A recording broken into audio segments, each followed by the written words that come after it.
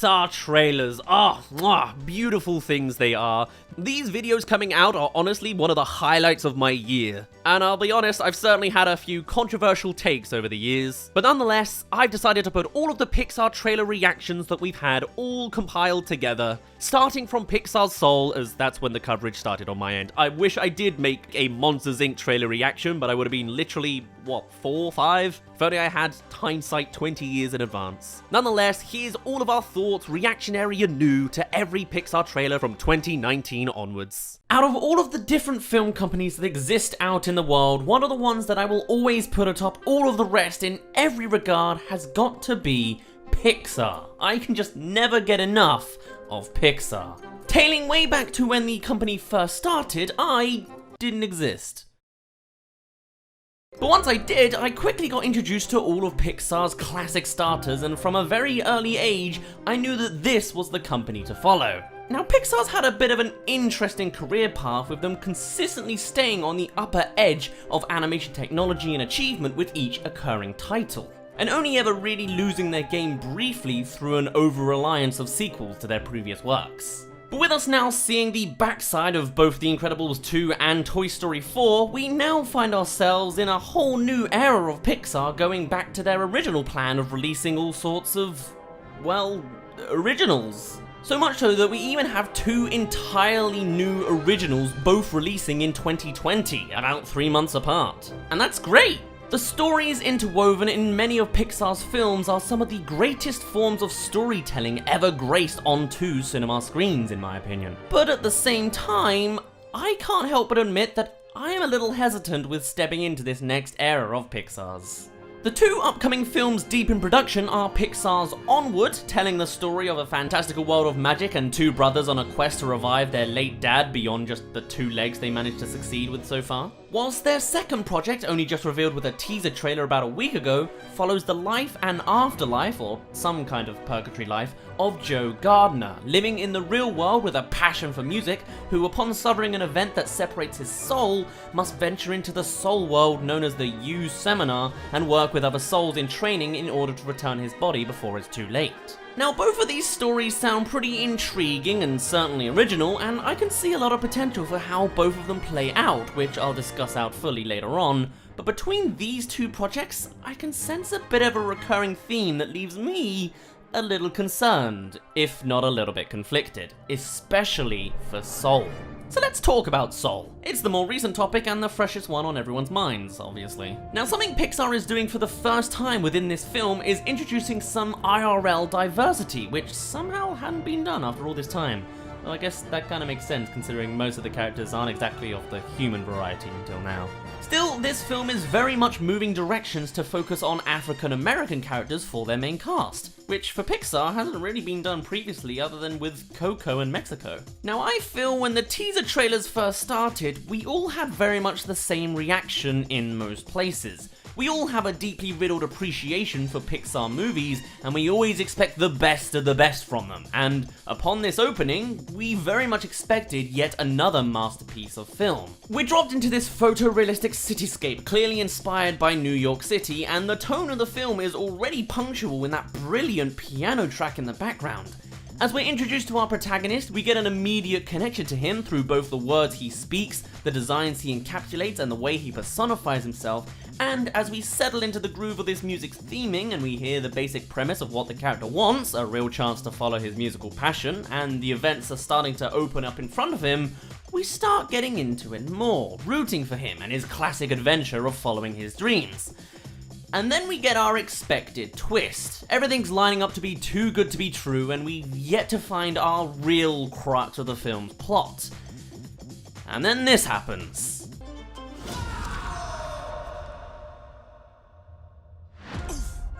And our previously black, human, insertable character is transformed into this. Now, part of the Soul teaser made a specific point about highlighting that this came from the same studio that brought us Inside Out, Up, and Coco, 3 of Pixar's most emotional stories. And this was clearly an intentional point being made, as the creators of Coco aren't exactly the ones who are making Soul. The director of this film did, however, write and direct Up and Inside Out, as well as wrote all sorts of Pixar's other gems. Either way, this film is setting up to be one of real mature emotions, dealing with death, the existentialism of what to do with one's temporary time in life, and what truly matters in the world.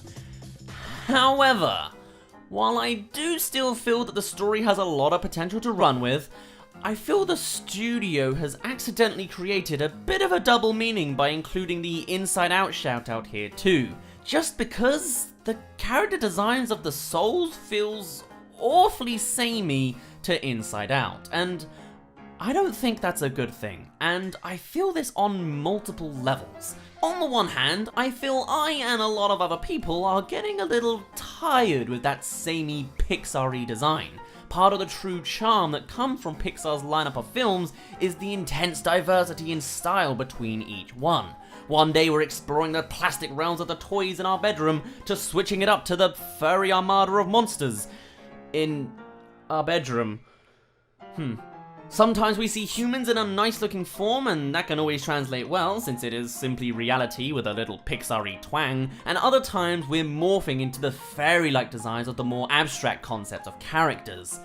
And now that we're tackling diversity in a much more realer sense, to turn back into something more diluted down and similar to what we've seen before may still seem Pixar-y, but it loses something of the charm that comes with that labeling. And though we've only really seen it once before, and maybe the smallest hint of it also in Onwards, or is that just me, it gets tiring real quick.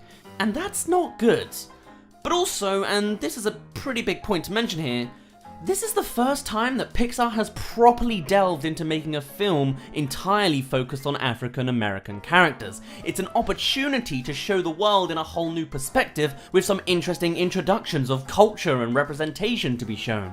But then surely, no later than 20 minutes in, at most, the whole concept is tarnished for a more generic and broader type of character design. And I may be entirely wrong here. This film could still end up being a masterpiece of a film. I truly hope that it does, and there's plenty of ways that this problem can be worked around. Maybe the story has us constantly switching between the spectrum-y design of the soul world and the real world, either through him traversing through both of the realms somehow, or simply through an array of flashbacks of who each character was before their souls were separated, or how life is now that Joe Gardner's not conscious. But either way, for me, and a lot of other people who voiced their reactions to this trailer, things seem to fall rapidly downhill the moment Joe fell down that well. And that's a real shame, because this movie seems to have so many other elements going for it. The general theming and topics that will inevitably come up in this film point towards this film hosting a great array of real mature themes and emotion to keep kids entertained and adults crying in the cinemas. Not to mention, it works as a nice duality against Pixar's other current project, Onwards, which seems to have the opposite approach of sticking to less mature themes, a generally more simple, family-friendly design to it, and somewhat feels less like an actual Pixar movie somehow. Though there's still complaints of the character designs being samey even there too. Odd. So I've been beating around the bush for a while now. Let's actually dig into the potential of Soul next. I know I've been pretty negative and really hammering in my concerns with this whole Soul side of things, but looking at the simple themings and directions the story seems to be implying to be explored, sounds like the framework of what could genuinely be yet another one of Pixar's greatest hits. I mean, Coco surprised me, and I'm sure this one can too. So let me start off by describing the synopsis for what we do know that spreads a little bit further than just the contents that the teaser trailer showed us. So Joe Gardner is a middle school music teacher who has long dreamed of performing jazz music on stage, and finally gets a chance after impressing other jazz musicians during an opening act at the Half Note Club. However, an accident causes Gardner's soul to be separated from his body and transported to the U Seminar, a center in which souls develop and gain passions before being transported to a newborn child. And Gardner must work with souls in training, such as 22, a soul with a dim view on life after being trapped for years at the U Seminar, in order to return to Earth before it's too late. So yeah, quite a chunk to unpack there. One thing I do want to start on first is the constant theming with the afterlife shown both a little in this synopsis and all over the teaser trailer. For a start, the lighting in some of the shots we see here are awfully significant. Like in the one where he's rushing to reach his gig, he's pushing against the city crowd, specifically moving away from the light, potentially signifying his rejection of the afterlife to achieve his musical passion. Whilst once satisfied from the opportunity, he's walking directly towards it, like a foreshadowing of his coming fate. Or how's about the names of most of the businesses in the backgrounds being attached to musical terms? Groove, Move It, Cadence, and Ebel's Cafe, which sounds an awful lot like Treble's Cafe if you ask me. And even the name of the club, the Half Note Club, being both a musical connection as well as the idea that this is only half of the story, with the other half being dipped in the world of the soul realm. Not to mention all of the connections to a new beginning of some kind, with the rising sun on the cityscapes to the spinning seeds falling from the tree, being the birth of new life, or the start of a new direction for our protagonist. But enough of simple symbolism, let's talk about the actual story. So obviously this is a tale about passion, with our protagonist having leaps and bounds of it, and our newbie soul 22 having seemingly none. The adventure will most likely cover the double arc of both Joe trying to return to his original body in time for the musical gig, and 22 trying to find some sort of passion in life in order to be born.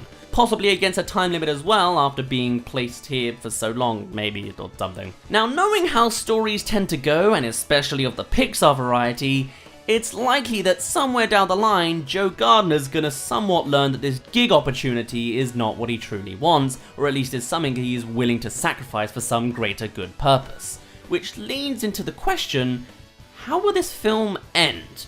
Well, to answer that, first we need to know, what's actually happened to Joe? Is he fully dead, or is it something more than that? Judging by the few pieces of information Pixar has given us, it seems that death is not the answer. The wording on the synopsis as an accident that separated his soul from his body simply seems to be so intentional that surely it's not death. Not to mention the cosmic world he actually finds himself in seems to be a kind of purgatory, the gap between life and death, as he lingers with non-living creatures who are in the transitional phase to becoming living creatures.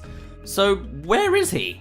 Well, the likeliest answer is yes, he's in a coma of some sort, or unconscious, or who knows, maybe he's walking around without a soul, lost without his passion like a living zombie in the real world. But I'm gonna go with coma for this sake. There's even a shot of a hospital doctor in this trailer which could allude to Joe's fate, with the barbers being what he wants and the hospital being what he gets. So with all those ideas coming together, Joe's in a coma, he'll likely sacrifice his passion for something bigger, 22 will likely find her passion, be it also piano, another instrument, actually dancing, or hey, it's probably singing, we've seen Tina Fey sing before, so it's probable, and a singer was missing from the jazz band earlier, and this is a story set up to be an emotional roller coaster. So perhaps there's a few ways that I can see this plot unfolding, and I'm gonna list them to you now. Number 1. Joe wakes up from the coma, abandons the gig, and supports 22's birth somewhat. It would be that the big emotional arc would be the actual beauty of childbirth, as much as that doesn't really sound like it would fit in a child's film, but you know, maybe it would. Number 2, Joe stays in the soul world, finding a passion to inspire others, and 22 is birthed through that. The emotional part here being that Joe chooses to actually stay dead in order to keep a bigger purpose of helping life progress forwards, finding the passion to actually be inspirational to others. Rather than playing music that inspires others, he does making life happen to inspire others. You know what I mean. To add more spice for this, in the third version of an ending I created, maybe 22's parents die and Joe ends up adopting 22 instead. 22 is birthed through his passion, and then he awakens from the coma and eventually adopts her. That sounds somewhat emotional, right? Number 4, Joe follows 22 into birth, becoming twins for the new mother, a whole new life. If Joe is in this transformative soul state, maybe he can continue the birthing process, though the fact that he's actually separated from his body suggests it's probably not going to happen. But it would be a twist you're not expecting. And number 5, the more generic ending to a story, Joe awakens from his coma and he manages to double dose both the gig for his own satisfaction and supporting the birth of 22 with her passion. Again, big emotional moment of playing his music and finally doing his passion, whilst 22 is given her own passion and gets to be born. How emotional. If any of these are the case, then there are a few extra tiny points that could come into effect here. Maybe that doctor isn't there for Joe's coma, but maybe she's there for a new mother-to-be instead. Or both. Maybe they're happening simultaneously in the same hotel. One is in a coma and one's being born, leading to the climax of the film. Of course, this is entirely speculation, especially considering we don't even know the full details of what's even going to be explored. But with the theme of finding what one is passionate about and the birth of new life, it very much seems like it's tackling directions similar to inspiration, inheriting said passion or whatever, and growing as a person through literal soul searching. Or it's all just based on that idea that listening to music in the womb helps with child development, so teaching music to a pre-born soul will help them develop passions ready for the real life. Maybe that is the nature of the whole soul realm. The poster already looks like a line of piano notes, and that one other image we do see somehow looks like it could be interactively musical. So maybe it all goes one in the same, with Joe's purpose being to assist the soul trainees. And expect all sorts of musical/life puns mashed together. Beats can also be called pulses. Maybe it's gonna strike an emotional chord with us. The film's all about finding harmony with oneself, discovering the key to passion and life, working it out between characters with major and minor degrees of experience, pitching several ideas for passions, and finding a resolution despite the large or small scale of the scenario. Keeping their minds sharp and upbeat at every hurdle, looking for that perfect piece of soul music. Seriously, if this film doesn't use any of those terms, they're seriously missing out. I feel like that's like the whole theme of this movie. Now that's all well and good, and will be interesting to look back on in the summer to see just how far off I could have possibly missed the mark of what the film is hitting on, but let's go back to those issues that do still linger on with soul. The second realm that this film is likely to explore, as of right now, simply doesn't excite me, and I feel it's the same for many people. The realm may be new, but it has nothing gripping yet. The afterlife and abstract thoughts have already been explored in previous Pixar films, and from what we've seen so far, it's not been too impressive. The first location is simply a void with a collection of stars growing on one side like the heavenly light of the afterlife, and the only other part we see is this concrete-looking, slightly fantastical, stickery star floor. This image looks like it has a little bit more substance to it, but I'm uncertain if it can really win me over that well. The parts that truly have me invested in the film is what's happening in the real world, both before, after, and potentially during this soulful adventure. I want to know how the real world is affected. I want to see more of the real world counterparts of characters. The soul side of things simply seems generic at this point. Not to mention the introduction of 22 just seems to fall a little flat. The joke of dancing around isn't funny, and even if it's not meant to be, because Gardner clearly isn't impressed either, not only does that not make it any funnier, but it's also been done before. I can't remember exactly where, but this kind of exchange doesn't feel refreshing in the slightest. Someone making a fool of themselves and the other just watching unamused is generic, and a terrible way to introduce another main character in any kind of trailer for the first time. I'm not rooting for 22 right now. She seems almost annoying, and that unfunny, annoying comic relief character is not a good start to introduce us to this soulful world. Now that being said, this is still just a teaser trailer, and though I've already ragged on the soul designs, in a vacuum, I kinda like them. Or at least, I like the effect on them. Less of a fan of yet another blobby face design, but the kind of ethereal lighting spectrum on the outlines works great for them being souls, as if they're part of some visible spectrum that can't usually be observed without some kind of light-bending tool like a prism. But beyond all that, there's little really keeping me invested in the film's concept, or leaving me satisfied with where the film is detouring. I'd like to see the ending, and more of the real world if possible, but this whole other side of the world just doesn't grip me just yet. Be it through the world design, the character designs, the concept, or just the characters riddled inside of them, I'm unconvinced. Obviously, I'm still gonna watch this film, and I eagerly await to see another trailer to hopefully show off something with a bit more investing meat, but for now, I only hope that the beats I have seen are better than it seems, and that we really get to see more of that good stuff I've liked so far. And maybe a little direct into the beat of the music if we're lucky. I don't know. Pixar's Soul leaves me a little concerned and conflicted. On one hand, this has the reach to really hit some emotional feels and really get us on this inspirational adventure. On the other hand, the spiritual world seems a little samey to previous Pixar lands and might fall into generic territory that leaves something to be desired. And it's all just poorly timed with the first prevalence of African American characters in the first 20 minutes, and possibly not again until the end of the film, beyond just voices. But I guess we'll just have to see. I'm really rooting for this film. I love Pixar, and I hope this blows it out of the water like I feel it really can. Only half a year to wait. For now, my name's been Daz, you didn't really care, and I'll see you in a bit. This is the first time I've done a trailer analysis in like years. I like it. Though, whose idea was it to release like so many other good movie trailers right now? The new Sonic the Hedgehog movie and Scooby-Doo? I'll cover them another day. Maybe when they get second or third trailers or something. Maybe I can make this a trailer analysis series. I like that. That's a nice idea. Tell me your thoughts. I'm gonna watch it. I like the idea. I kinda don't like the other half of the idea. I'm twisted. I'm concerned. I'm conflicted. You get it. I'm a mess. I never once asked what I wanted to do.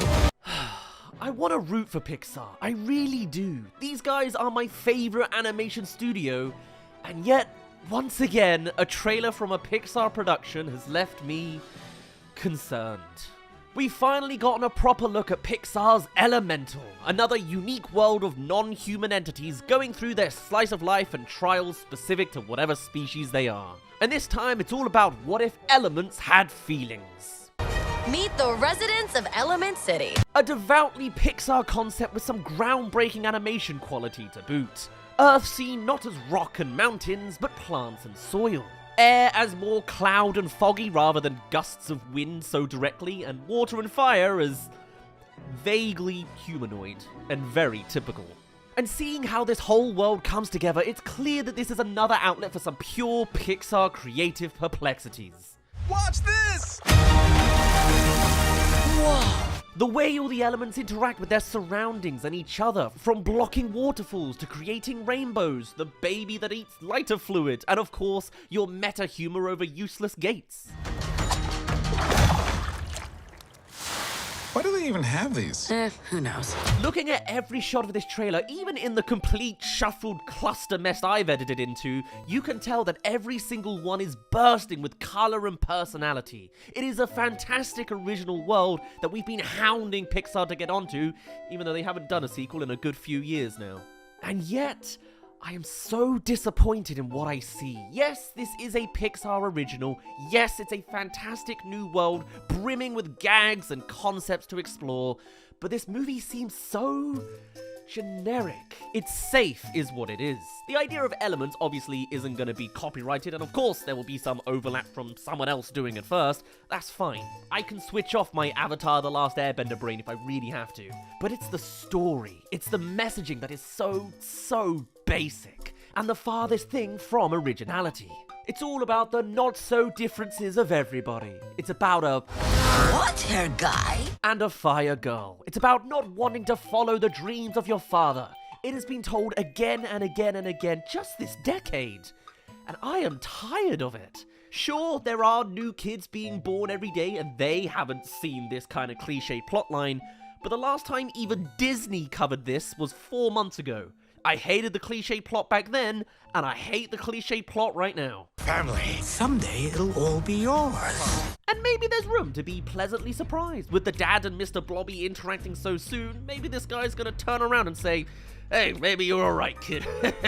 And start considering a meshing of the elements. But I don't know. This feels safe. Lightyear was safe. Experimental, but not in execution. Soul was safe. A plot about the philosophies of life came to the one philosophy of life anyone ever announces. Luca was alright. You can see the plot from the initial concept, and it's the same here.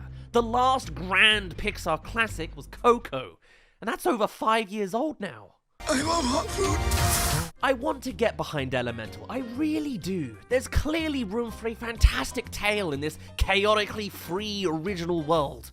But again, Disney has butchered their execution by not really trying. It's boring that none of the elements can mix. And sure, they will to some degree over the runtime of this movie, but I sure hope they fully show off the options following that. I don't just want to see Fire Girl getting sprinkled with water the whole time. Are we going to see air interact with earth at all? Open up some new sports with a mixture of elements somehow? Or is it all literally just hot and wet stuff? Dang. That's better. Oh. The easiest and most obvious of options. And like, why is it in this world that the elements don't mix, and yet they all take a train on the same subway system? That looks an awful lot like mixing to me. Why wouldn't there just be 4 quadrants of the city per element that never needs to move in between? Unless it's literally just the Fire Nation that never choose to move, or this girl's just being indoctrinated by her father. I want to see the creativity of mixing elements, but I feel like the kind I'm looking for won't come out until a sequel. First, we have to go through all the easier options first. Head in the clouds. Oh, my new jacket! The movie looks like a beautiful piece of eye candy, with the kind of concept that can scratch your brain with how they could expand a universe like this. All the while, it also feels like it will not be executing this idea to the potential it possibly can. Going for the easy shots like water into sponge and beleaf yourself.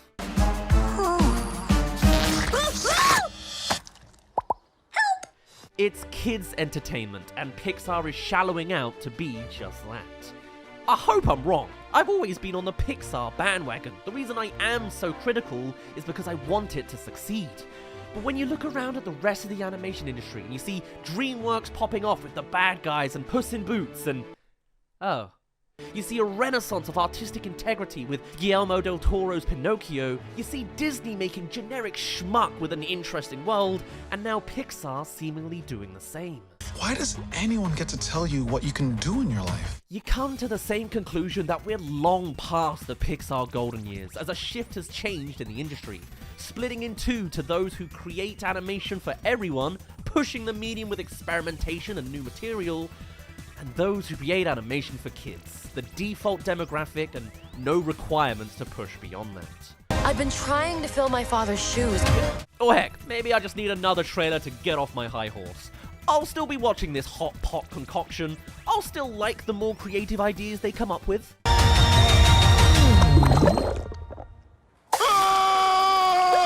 This is great, but I guess I'll write off this project as the next Pixar classic and just cross my fingers for the next.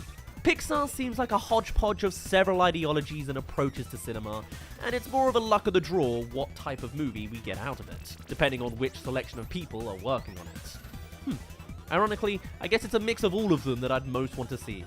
But as we know, Elements cannot mix. let me know your thoughts, because I feel it's not unpopular, but the YouTube comments of the trailer certainly made me feel otherwise. But for now, my name's been Daz. You didn't really care. Let me know what you think of this little mini episode. I might make more. And I'll see you in a bit. You see? He likes it. Your homeworld. Earth? Welcome, leader of Earth. Pixar is going through it at the moment. They just had their first major cutting of employees in 10 years, which purged out 75 people, including a couple of executives behind Lightyear, as well as Galen Sussman, the lady notorious for single-handedly reviving Toy Story 2 for having file backups on her personal computer. Punishment for a flopping movie, and it's somewhat looking like they're about to be hit with another flop looking at initial numbers for Pixar's Elemental. It seems despairingly clear that the best times have well and truly passed for Pixar lately. The general opinion on Pixar of the last decade has clearly been on the decline, and though some of my personal favorites of the last 10 years have been Coco in 2018 and Toy Story 4 in 2019, it's obvious that the sequel collection and the most recent batch of Pixar movies just doesn't scratch that itch in the same way that some of their older stuff has done. Honey, now is a really bad time. Okay. Bye. I love you. So with Elemental likely to have a quiet whimper out of relevance fairly soon, perhaps the trend of what if blank had feelings has finally died off for Pixar, exhausting that formula after running it for literally 4 different decades. So with that contradicting disadvantage of not being as good as they used to be and also overusing their old antics too much, out comes the teaser trailer for Elio. Elio? Eli? Oh? Whatever this kid's name is. This is next. Not necessarily the next era of Pixar, since it was all announced in batch at D23 with the likes of that Pixar sports series and the other recent outputs, but it's what's coming next. And as a die-hard Pixar fan, I really want to boost this movie up. I'm switching my position to have the same opinion as before by rooting for Pixar as an underdog studio now grinding against their big disadvantage, rather than jumping on the bandwagon of a gilded studio that's the top of the industry. I genuinely feel like I have mentally relocated where this studio stands in the ranks now. No longer does it stand unshakenly at the top as the premium best of the best stuff. It is now distinctly dropped down to like some sort of early Sony level of output. They're fun-ish movies with a style to them, but not at all what I'd consider top billing. I wouldn't rush out to see these kind of movies if they were all my first impressions of the studio. Now it's DreamWorks and Illumination up fighting Top Banana. And I really want to be rooting for the success of Elio, but I just can't get into it. Hopefully it's just because it's early days still. This is literally a teaser trailer, but it just looks to me so incredibly mid. Elemental at least was actively bad on first impression, since that looks about as generic as you can get. But Elio just has a lot of traits that make it not stand out, you know? Here's a small gripe to start on first. The title. There's a modern trend in animated movies, it seems, to make incredibly short, nonsensical titles for movies. You got things like Vivo, Coco, Encanto, and Elio. It's not really a hook, it's just an identity. It's like description adjacent. Then you've got the faintly more specific title, which is just the name of your protagonist, giving you the likes of Luca, Lightyear, and Elio. All Pixar productions in this case, but the point still stands. I think this is just some bad marketing. At least with the 2003 classic Nemo, we have Finding Nemo. You get the concept of it being a chase right from the very get-go. This just immediately seems to alienate your audience, excuse the pun, but then we have the actual idea. This is new. A young boy from Earth is mistakenly placed as the leader of all of Earth. Neat, you know what? It's original. Fantastic. I guess sometimes that's all you can ask for. You've got opportunities to stretch that Pixar creativity with a look into all of these alternate alien species, and I'm sure a heartwarming center about what it is to be human, how it can influence the likes of others, and the worth of family at the core of it all with this workaholic mother. I mean, maybe that there is a little repetitive of a parent learning to understand their child and appreciate them, but it's under a different lens. The fact that it's a human character at all, I think, is a big plus for helping to ground the story a little. It sometimes feels like the generic overtone comes into effect much more when we're dealing with just blobs of characters rather than humans, elements, souls, even the emotions maybe. I think having human characters is a good step in being able to tell some more compelling stories with the exploration of humanity. Though at the same time, I'm just not sold on the presentation of most of the movie so far. This is new. Absolutely stunning. A visual piece of art that I'm sure we'll see a bit of. That's about all I like. Maybe it's because I'm older now and I can see every other movie in every other movie, but I just see every other movie in this movie. Oh, a trial where a character is surrounded by a council of others? Hello, Star Wars, Harry Potter, Lilo and Stitch, Rick and Morty. Kid has his gasping moment looking at this new weird world. It's just Coco again with the light fixtures. Even if your establishing shot of the world needs to be included in every single movie, a la Elemental, Wreck-It Ralph, Emoji Movie, Luca, Monsters University, Finding Nemo, Spider-Verse, or whatever, this presentation just seems so uninspired? Is the director on a break? It's a nitpick, sure, but this is your teaser trailer. This is for our first impression, and this isn't impressive. At least to me, it's not. Bye. I love you. I love you. I love you. And then you've got to showcase a little bit of that humor. Modern movie scripts always have a weird relationship with humor to me, typically going for that sort of tongue-in-cheek, nod at the audience kind of gag, which is fine. It's a personal taste thing, I guess, but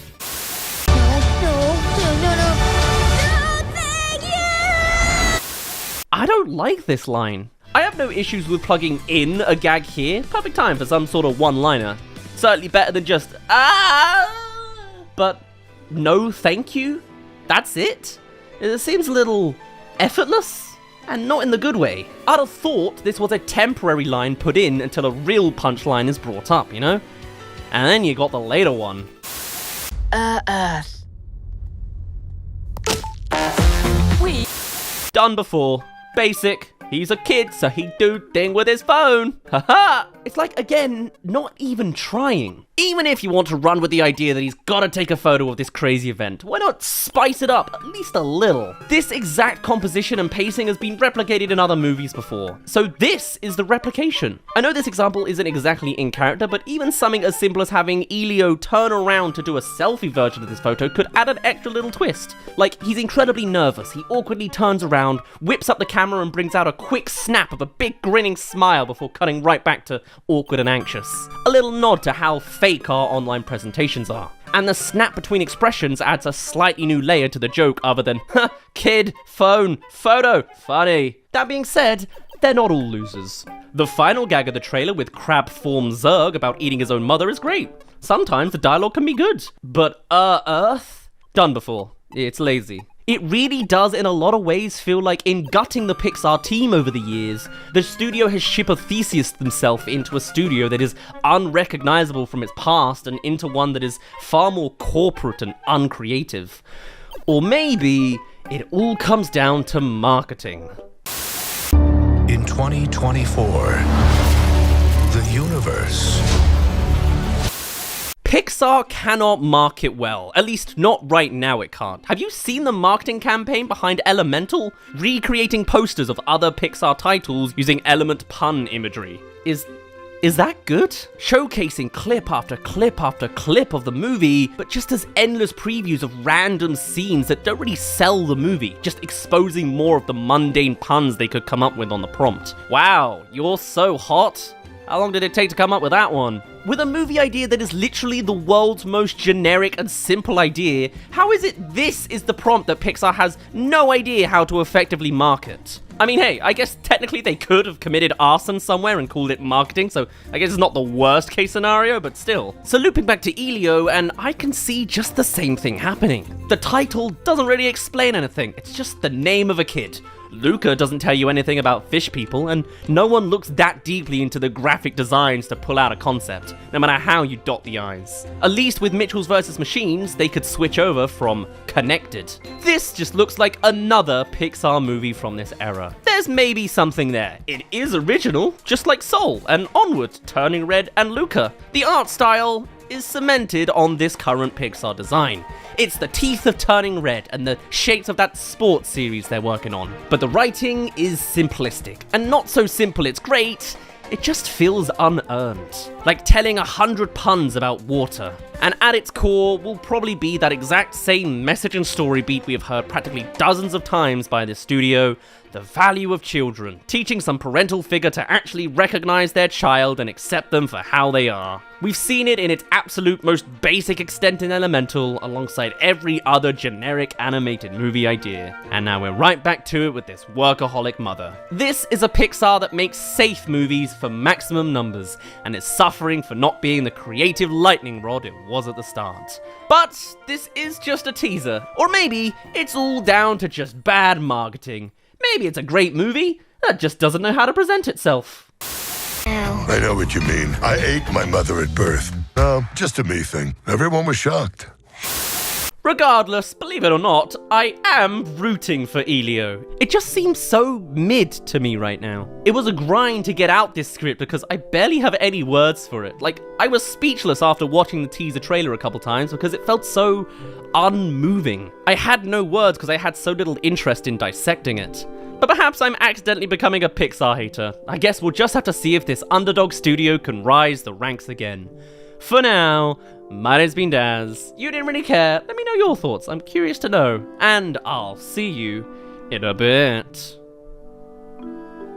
Elio? Elio? Is it Elliot? Eli? Oh, what is this? Okay, bye. I love you. Okay. Bye. I love you. Do I look orange? I didn't touch it. Orange is not my color. Not me. My goodness, you know, I never really realized it before, but November is totally the month full of movie news, and it makes a lot of sense for the build-up to either the Christmas season very nearby, or to just the entirety of the next year or two. This is the time for every trailer under the sun to be coming out. I came to this desk this morning with the intention to start talking about the Avatar: The Last Airbender Netflix TV series trailer, which is also coming out today, but no, on the way up, I come to learn that there is also a reveal trailer from Pixar and Inside Out 2. Now, we've known about this project for a while, but now we can actually see it visually for ourselves. This is only just a teaser trailer, but to be honest, it looks, to me, pretty darn good. There have been so many occasions where I have plugged why Pixar title concerns me, because I kind of get concerned very easily when I see trailers falling into easy pitfalls, and though I obviously would much prefer original stories, this is a pretty damn good foundation to jump off of. Inside Out was a phenomenal film for what it wanted to achieve and what it did achieve, and making a sequel works in a lot of different ways. And things couldn't be better. In fact, it very easily just rolls into this one, with them even talking about a fabled puberty button at the end of the first movie. So to take on Riley's life a little bit later on, now that she's 13, and introduce more emotions, just works. It's easy money at this point, and I am not really concerned about it this time. I think this looks brilliant. You can see the developments in the animation quality, with Pixar being obviously like 10, 11 years older already.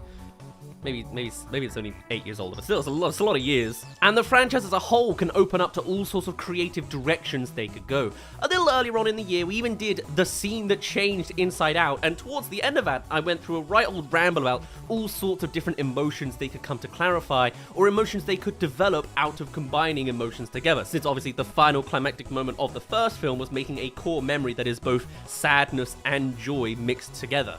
A kind of bittersweet emotion. Back then, we listed all sorts of random ideas like sonder and nostalgia and very, nuanced and complicated emotions. And this time, they have started to introduce at least one of the main emotions right up front for us to see, and it is... Hello! Ah! Oh my gosh, I'm anxiety.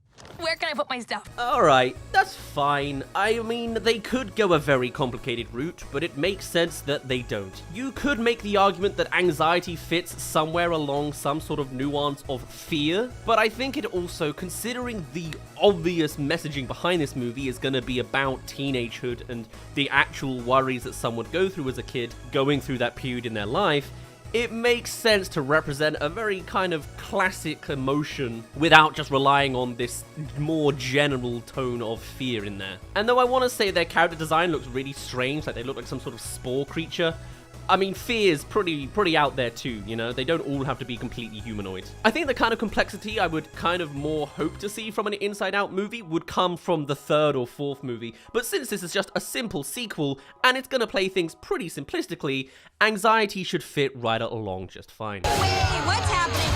Who are you people? Now, this is only a teaser trailer that's 90 seconds long and barely shows any real details other than that the whole console gets redeveloped and demolitions and redos, the whole thing's gone mad and messy, classic teenagehood, puberty, mental nightmare. But we do know all sorts of more direct details about this movie since announcements of this news was like a year ago. And such details from these little articles can also tell us all sorts of other directions and emotions that they would like to portray to us. Some of it we can still pass together. Riley was only 11 in the original movie and now they are 13, so this is just a simple 2 years later. And the development of new emotions doesn't necessarily remove prior ones, which, makes all the sense in the world. Why would you delete old characters if they're kind of from a fan favorite Pixar movie of the 2010s? Still, what's also quite noteworthy is they're still very much sticking to emotions having an associated color, which is just basic color theory and character design, but it's not really something I really paid attention to, mostly because I recently learned I can't see pink.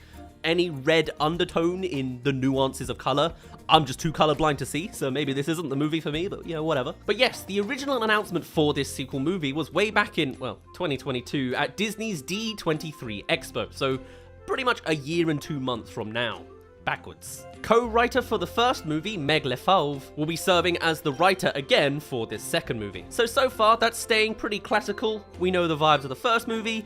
the vibes are still very much going to be there for a second. Is that really a surprise? I wouldn't say so. Now, Kelsey Mann is set to be the director for this sequel movie. They were not attached to the original Inside Out. However, the things they are known for most are other Pixar projects. They're a Pixar insider getting their chance on the little things. They worked in the animation department for Onward and Monsters University. They're credited as just additional Pixar crew for Lightyear, and they are also the writer for The Good Dinosaur, which is the worst that there's ever been. But they're not a writer this time, they're director. They're also well connected to Foster's Home for Imaginary Friends as a storyboard artist, but specifically when it comes to the director role, they are known for Party Central, the Pixar short with Monsters University involved, the Pixar Short Films Collection Volume 3, Green Screen Show, a TV series I'm not familiar with, and Mega's XLR. Again, I don't know it specifically, but this seems to be like a new rise from within the Pixar factory, I guess you could say.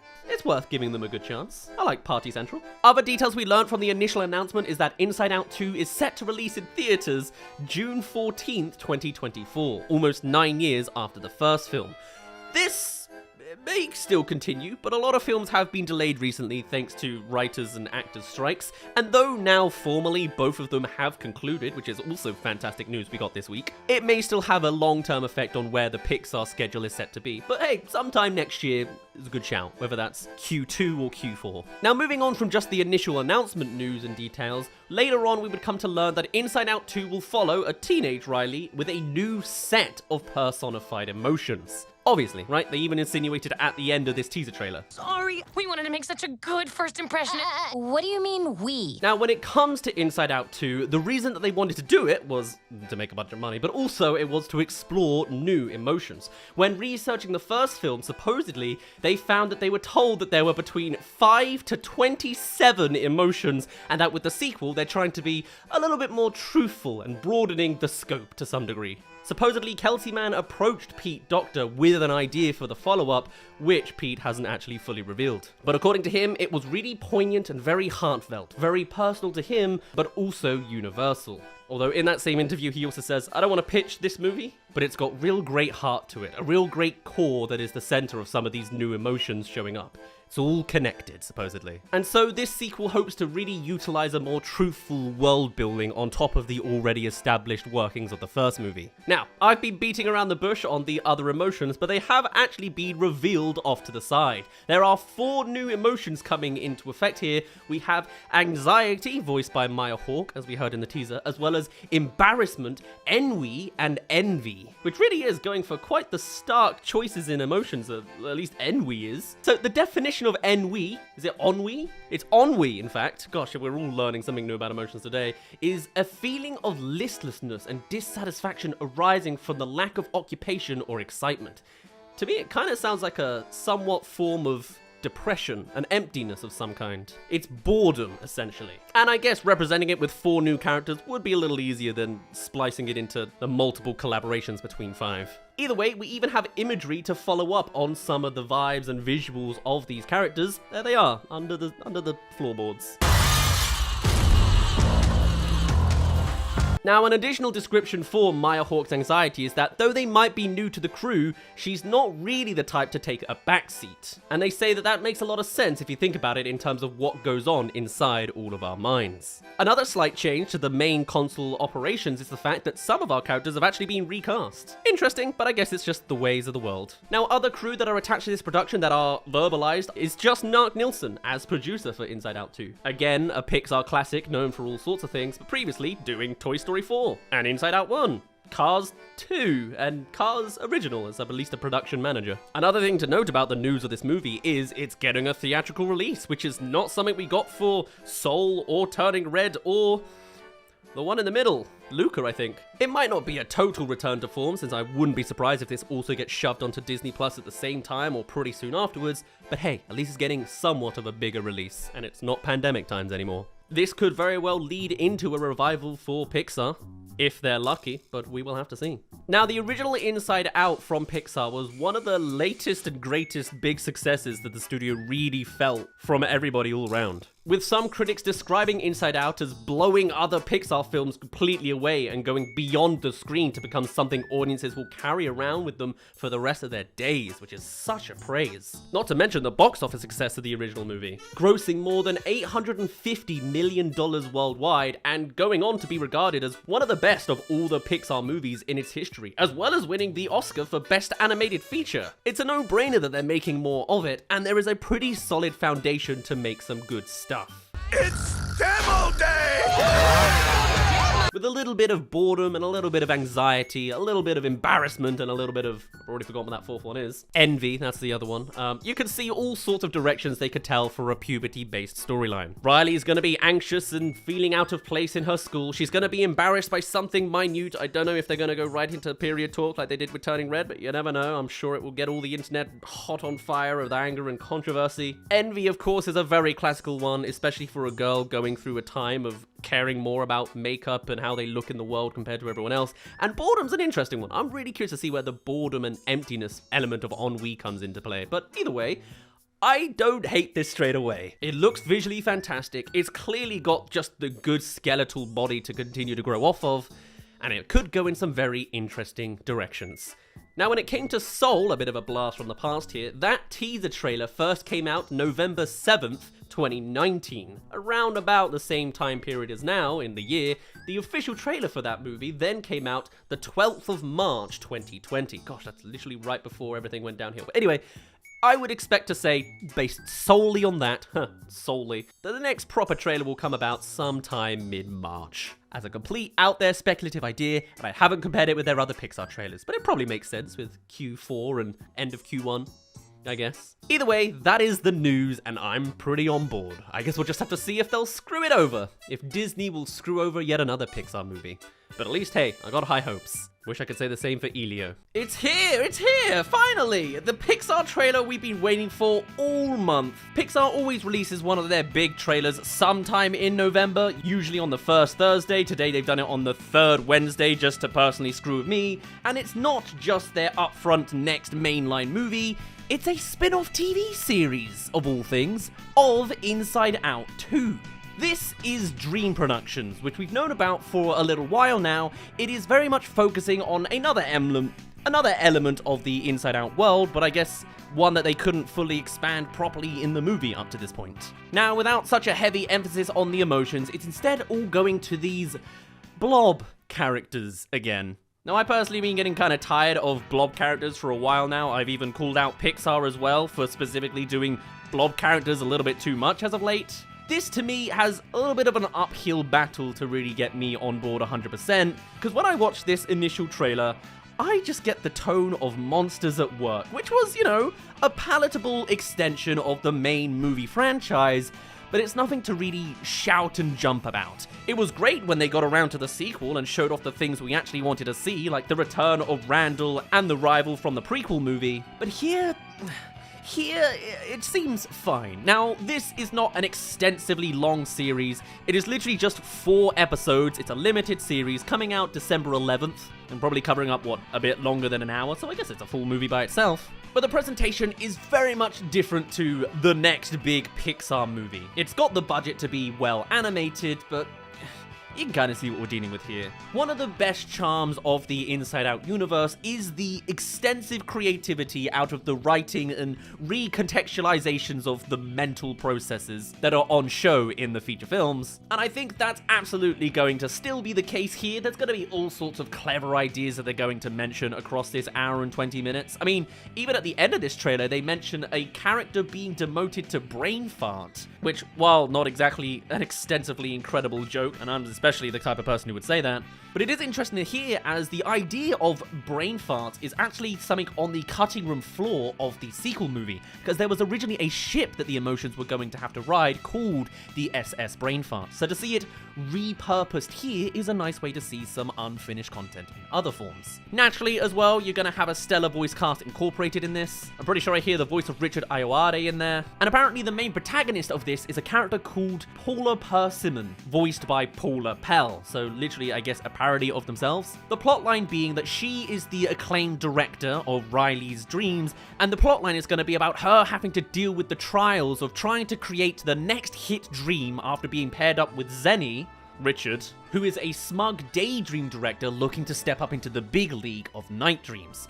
To be fair, the concept of an Inside Out movie or show based around dreams and nightmares does genuinely have some length to it. I adore what little we have seen from these dreamly creatures, and the set design work looks really nice.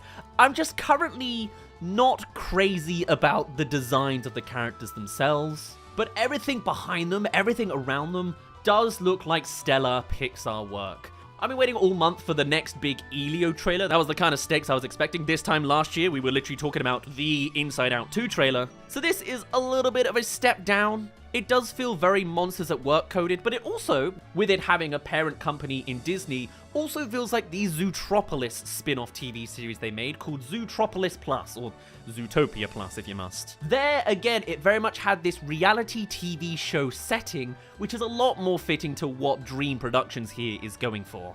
Hey there, you're halfway through. Come along and subscribe if you want to keep up with other animated movie trailers. You know how it goes at this point. Alright, let's resume.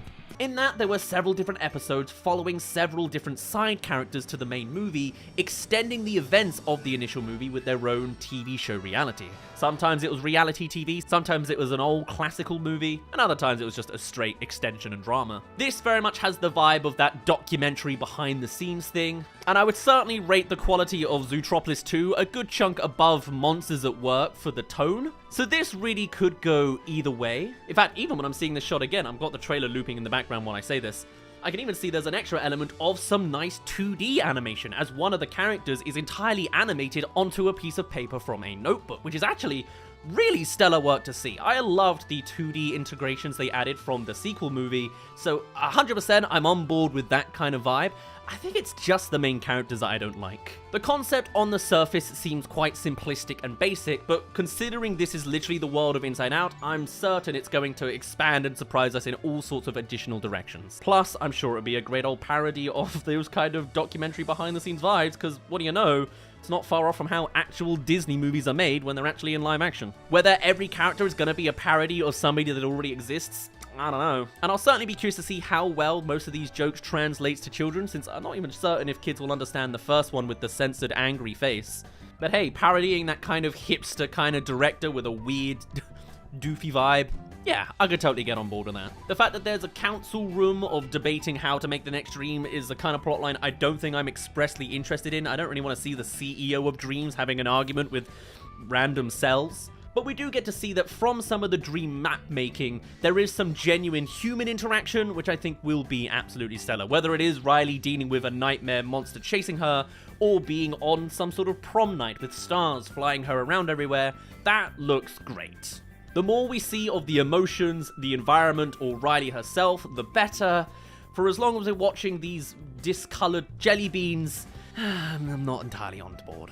And really, considering this is just a spin-off TV series, I think that's kind of what they're going for. It doesn't need to break boundaries, it's just a beloved movie franchise, getting a nice expansion, and I hope it does work out well. So far, it seems to have some green flags, it seems to have some red flags. I mean, hey, where are half the emotions? Did they not want to get back the voice actors for that?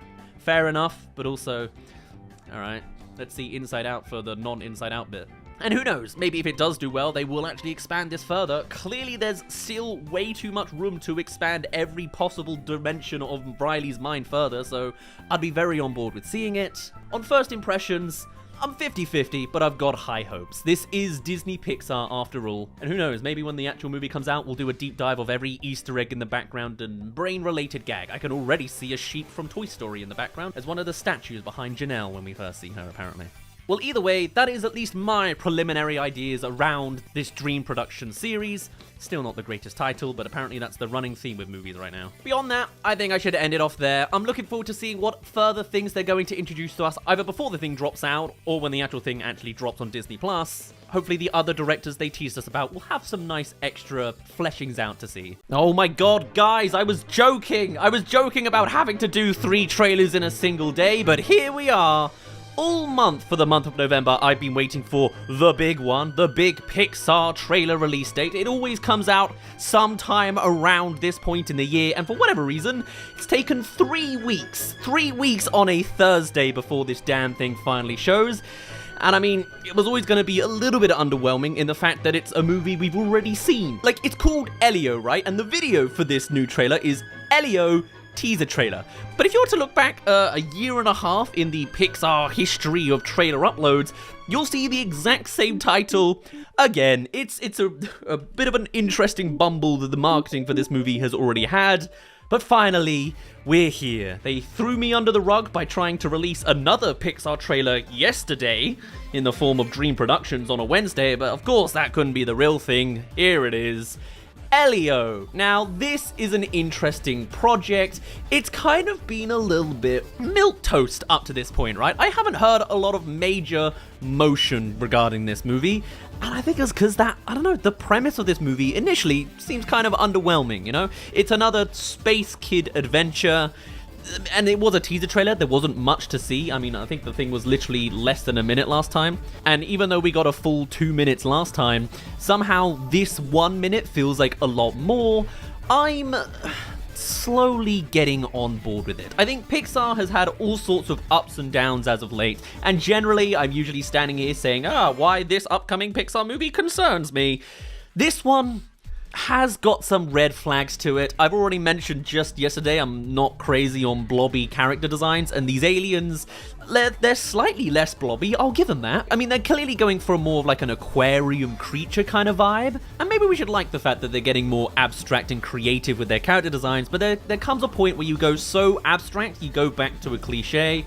I'm not really gonna die on this hill this time. This movie, what it needs is that great emotional height, you know? That's the kind of element that makes Pixar movies so grand.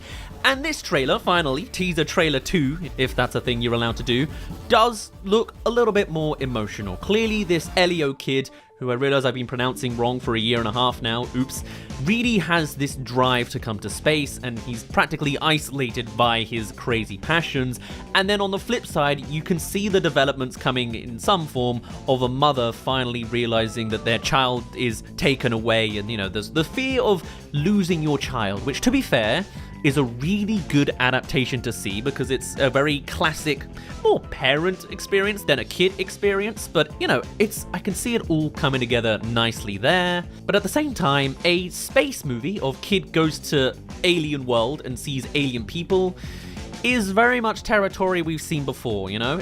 I'm not exactly expecting Mars Needs Moms, but after seeing some of the classic iconography we've seen from Pixar movies of the past, this looks alright so far.